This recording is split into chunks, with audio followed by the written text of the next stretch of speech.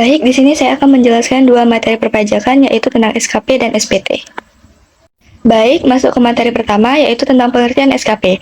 SKP adalah surat keterangan pajak yang merupakan salah satu instrumen paling penting dalam administrasi perpajakan di Indonesia yang berfungsi untuk menetapkan besarnya pajak terutang yang harus dibayar oleh wajib pajak.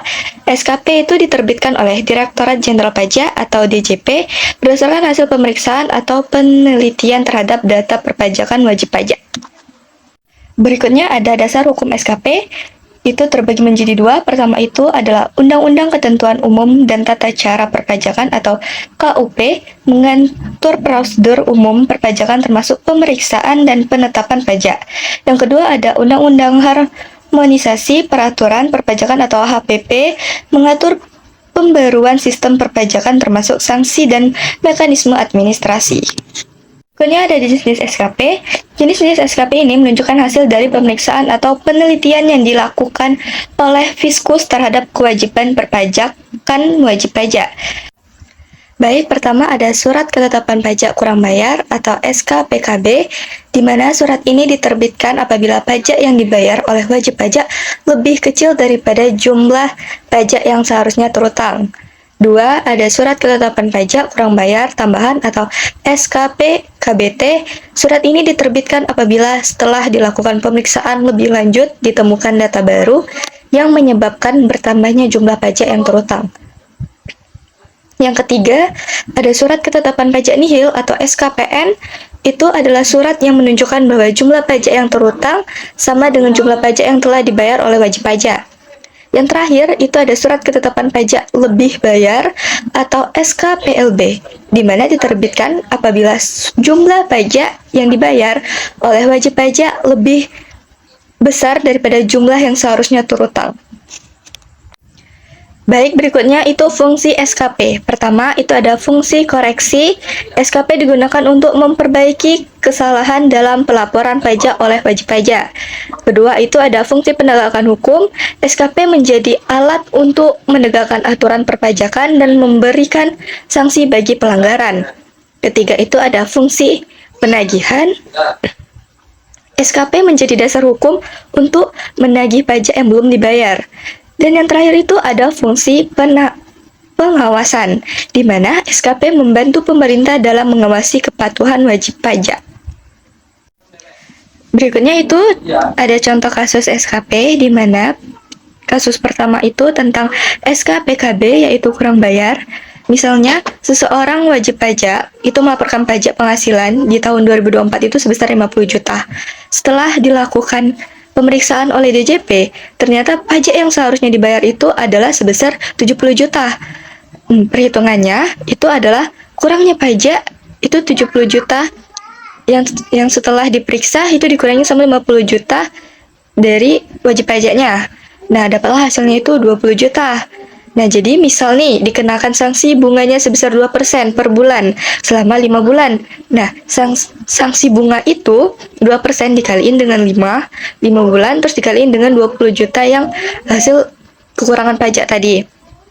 Jadi, dapatlah sebesar 2 juta. Jadi, total yang harus dibayarin itu 20 juta ditambahin 2 juta. Jadi, sebesar 22 juta.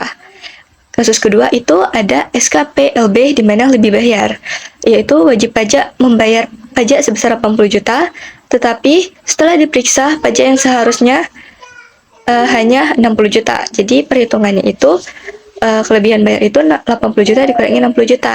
Jadi kelebihannya itu 20 juta. Kasus yang ketiga itu ada SKPN atau nihil, di mana wajib pajak itu membayar pajak sebesar 40 juta, dan setelah diperiksa jumlah pajak terutang juga sama, 40 juta. Baik, selanjutnya kita masuk ke materi STP, di mana surat yang digunakan oleh Direktorat Jenderal Pajak untuk menagih pajak atau sanksi administrasi kepada wajib pajak.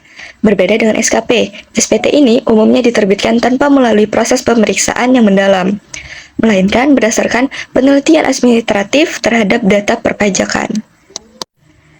Ada 3 fungsi STP. Pertama, sebagai alat penagihan pajak yang belum atau kurang dibayar oleh wajib pajak. Kedua, itu sebagai sarana penagihan sanksi administrasi berupa bunga atau denda. Yang ketiga, itu sebagai koreksi terhadap kesalahan dalam melaporan pajak.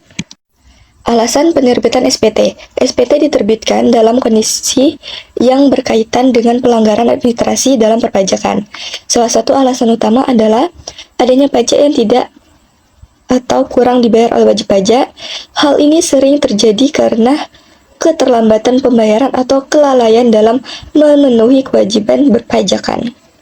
Ada sanksi SPT, di mana sanksi yang dikenakan melalui SPT umumnya berupa bunga dan denda administrasi. Bunga administrasi biasanya dikenakan atau keterlambatan pembayaran pajak, sedangkan denda dikenakan atas pelanggaran administrasi seperti keterlambatan pelaporan. Contoh kasus SPT. Pertama itu ada kasus SPT karena terlambat bayar. Misalnya, wajib pajak memiliki kewajiban pajak sebesar 10 juta, tetapi terlambat membayar selama 3 bulan. Perhitungannya, sanksi bunga itu kan 20%, dikaliin 3, terus dikaliin lagi 10 juta. Jadilah, dapatlah sanksi bunganya itu sebesar 600.000. Jadi, total yang harus dibayar itu adalah 10 juta ditambahin 600.000. Jadi, 10 juta 600. Nah, kasus kedua itu SPT karena salah hitung. Nah, wajib pajak melaporkan pajak sebesar 15 juta, tetapi terdapat kesalahan hitung sehingga seharusnya 17 juta. Nah, perhitungannya itu kurangnya itu 2 juta. Misalnya, dikenakan denda administrasinya 200.000. Jadi totalnya itu 2 juta ditambahin 200. Jadi sama dengan 2 juta 200. Berikutnya itu ada perbedaan SKP dan SPT. Perbedaan antara SKP dan SPT dapat dilihat dari berbagai aspek, seperti tujuan, proses penerbitan, dan kompleksitasnya.